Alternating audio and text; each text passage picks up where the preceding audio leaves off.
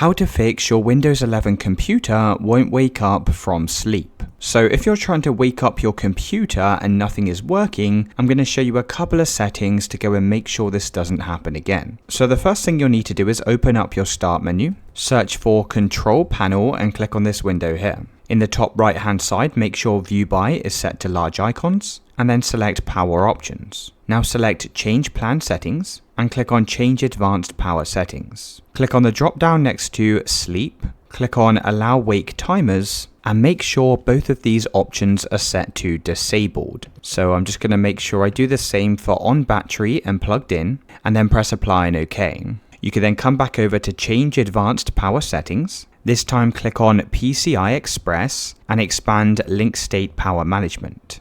You'll then need to go and turn both of these options to off like so and press Apply and OK. Once you've done this, you can check to see if that solves the issue. If it's not working, open up the Start menu and type in Run and click on the Run icon. Now from this box here, you need to go and type in the following: msdt.exe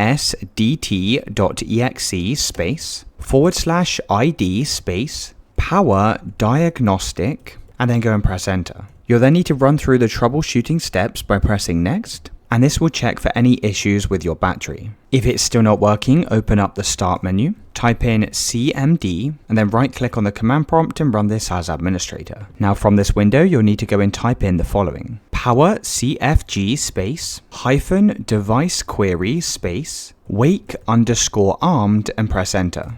You'll then need to type in power CFG space - last wake and then press enter. Now this will show you detailed information about what last woke your computer. Now if you're still stuck on the sleep mode or the black screen, you can also try pressing the escape key on your keyboard and this will also wake up your computer from the sleep.